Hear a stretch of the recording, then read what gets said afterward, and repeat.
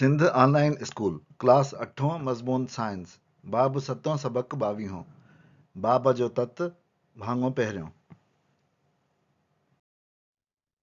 ॾोहिटनि ॾोहिटियुनि खे Sindh online school में भली कार। मां आहियां नाना आबिद।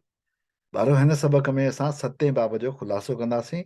हीउ हुन जो पहिरियों हिसो आहे ऐं तत जो ॿियो हिसो असां अॻे सबक में ॾिसंदासीं।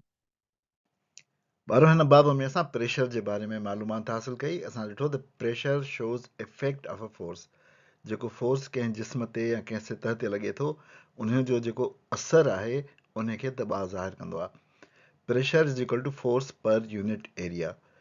Pressure describes how a force spread over area. ही फोर्स आहे उन एरिया ते कीअं स्प्रेड थिए थो।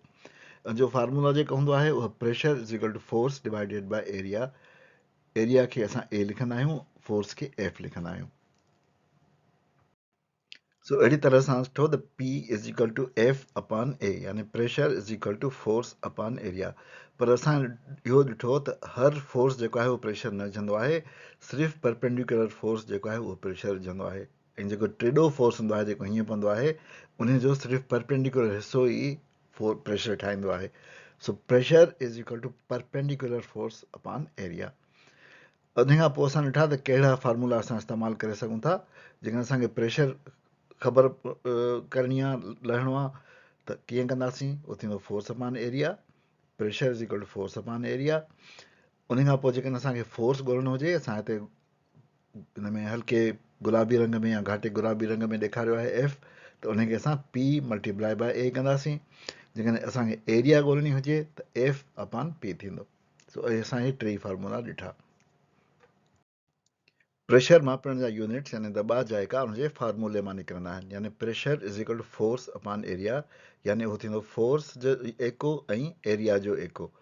फोर्स असां मापींदा आहियूं pound, newton, kilogram, force, ton, gram में। ऐं एरिया असां square inch, square foot, square metre, square centimetre, square millimetre वग़ैरह में मापींदा आहियूं। सो हिननि ॿिन्ही मां असां एका ठाहे सघंदा आहियूं, यानी पाउंड पर स्क्वायर इंच, पाउंड पर स्क्वायर फुट, पाउंड पर स्क्वायर मीटर, अहिड़ी तरह टन पर स्क्वायर मीटर। अहिड़ी तरह सां हिननि मां ॿिन्ही मां कम्बिनेशन खणी मुख़्तलिफ़ एका ठाहे सघंदा आहियूं। जेके आम एका इस्तेमालु थींदा आहिनि प्रेशर मापण जा उहे आहिनि पाउंड फी चौरस इंच, पाउंड पर स्क्वायर इंच, इनखे PSI चइबो आहे। उन खां पोइ किलोग्राम पर सेंटीमीटर, उनखे असां एटमॉस्फेयर बि चवंदा आहियूं। न्यूटन फी चौरस मीटर, यानी न्यूटन पर स्क्वायर मीटर, SI जो यूनिट आहे, इनखे असां पास्कल बि चवंदा आहियूं। उन खां अलावा पारे जा मिलीमीटर या इंच जेके आहिनि उहे बि असां इस्तेमालु कंदा आहियूं। मिलीमीटर ऑफ HG उहो बि असां प्रेशर मापण लाइ इस्तेमालु कंदा आहियूं। असां ॾिठो त the pressure exerted by fluid at rest due to the force of gravity is called hydrostatic pressure. यानी कंहिं बि साकिन पाणीअ जो कशिश जे शक्ल जे ज़ोर यानी हुनजे वज़न जे करे लॻायल दॿाउ खे हाइड्रोस्टैटिक दॿाउ चवंदा आहिनि। हाइड्रोस्टैटिक प्रेशर जो दारोमदार रुॻो ऐं रुॻो ऊचाई या गहराई ते आहे। यानी जेतिरो पाणी या लिक्विड मथे हूंदो सिर्फ़ु उन ते डिपेंड कंदो आहे त उनजो प्रेशर केतिरो आहे।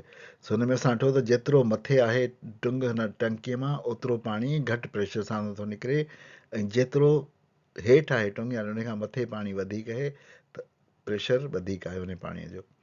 डेप्थ वधे थी त फ्लूइड जी क्वांटिटी थी वधे, उनजो वज़न थो वधे, फोर्स ऑफ ग्रेविटी थी वधे, उनजे करे प्रेशर वधे थो। असां पास्कल जो कानून ॾिठो या पास्कल जो क़ाइदो ॾिठो, पास्कल्स लॉ, जेको चए थो त when a liquid is placed in a closed container the pressure applied to the fluid is equally transmitted throughout the container and to the walls. यानी जेकॾहिं मां कंहिं बंदि थांव में पाणियाठ विझां कंहिं बि क़िस्म जी, उन खां मथां ज़ोर लॻायां त उहो ज़ोर जो जेको दॿाउ हूंदो उहो सॼे कंटेनर में, सॼे पाणियाठ में हिकु जेतिरो पखिड़िजी वेंदो। यानी जेका पाणियाठ बंदि थांव में हुजे उन जे कंहिं बि हिसे में पहुचायल दॿाउ पंहिंजे मुकमल मक़दार में पाणियाठ जे हर हिसे ऐं थांव जे भितियुनि ते पहुचे थो। यानी जेको हिते हूंदो, हिते हूंदो, हिते हूंदो, हिते हूंदो, सभिनी जॻहियुनि ते साॻियो मक़दार हूंदो प्रेशर जो। ऐं अहिड़ी तरह भली थांव जो हिकिड़ो सो नंढो हुजे हिकिड़ो वॾो हुजे, पर प्रेशर साॻियो हूंदो ऐं हुनजो वज़न घटि वधि थींदो, हुनजो ज़ोर घटि वधि थी वेंदो, पर प्रेशर साॻियो रहंदो, छो त प्रेशर जेको आहे पखिड़ सां डिवाइड थींदो आहे। पास्कल जे कानून जे बुनियाद ते इंजीनियरिंग जी हिकिड़ी ख़ासि शाखा आहे जंहिंखे असां हाइड्रोलिक्स चवंदा आहियूं ऐं उहा ज़ोर खे या दॿाउ खे पाणियाठ जे वसीले हिक जाइ खां ॿी जाइ ताईं मुंतक़िल करण लाइ कमु ईंदी आहे. Hydraulics is the study of how fluids behave when they are in motion. The study of forces and motions encountered in liquids is known as hydraulics. पाणियाठ जी हरकत ऐं उन जे नतीजे में पैदा थींदड़ क़ुवतुनि जे अभ्यास खे हाइड्रोलिक्स चवंदा आहिनि. असां ॾिठो त हाइड्रोलिक्स जो इस्तेमालु रांदीगनि में बि थिए थो, असांजी चोॾेलनि वग़ैरहनि में बि थिए थो, मशीनुनि में बि थिए थो, गाॾियुनि में बि थिए थो, असांजे घरेलू इस्तेमाल जी शयुनि में सामान में बि थिए थो, बिल्डिंग्स में ऐं पाणीअ जा जेके ज़ख़ीरा आहिनि या उन्हनि खे तरसील जा वसीला आहिनि उन्हनि में बि थिए थो, जीअं ब्रिजिस थियूं, डैम्स थियूं. ॿारो इन ते असां पंहिंजे अॼोके सबक़ जी पुॼाणी था कयूं. नाना आबिद खे इजाज़त ॾियो, वरी ॿिए सबक़ में मिलंदासीं. ख़ुदा हाफ़िज़.